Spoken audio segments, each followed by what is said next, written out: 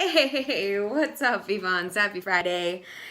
Did you think I forgot about you? I didn't. It's been a fun day, though. I was out and about today, and it was a nice rainy day, catching up on a few things, and doing one of my most time-honored favorite traditions for the holidays, baking some delicious Christmas cookies. I took the afternoon and did a little baking, so I made a Nutella stuffed brown butter chocolate chip cookie.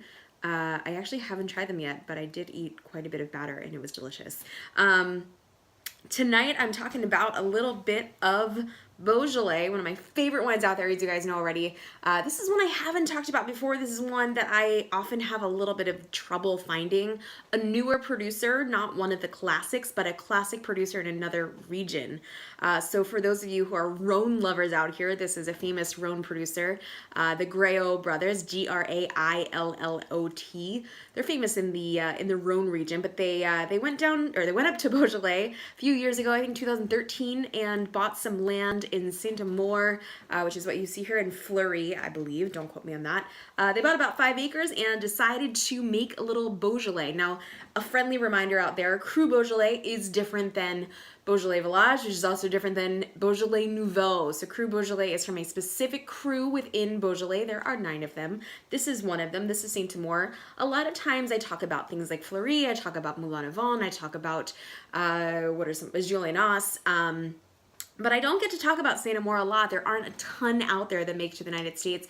This is one of my favorites, and I just finished enjoying about 3/4 of this bottle with a nice big bowl of Bolognese. Woohoo, say yay.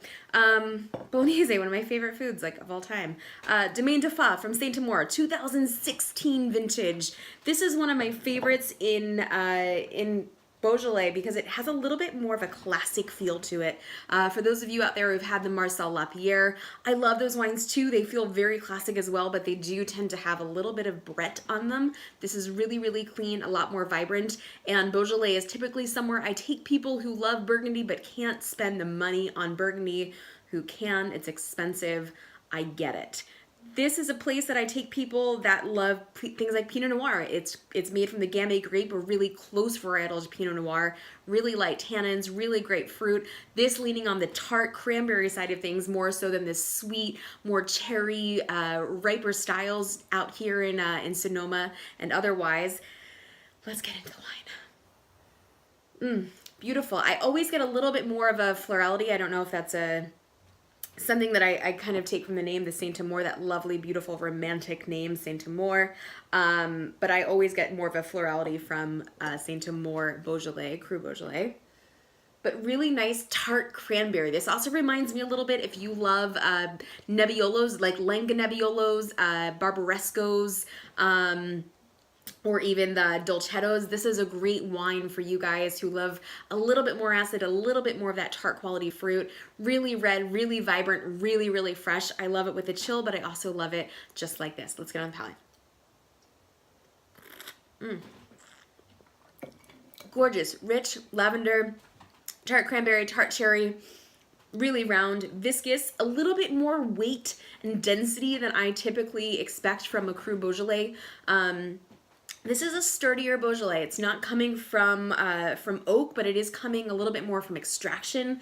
So I'm getting a little bit more body, a little bit more weight, but I kind of like it. It was perfect with my Bolognese.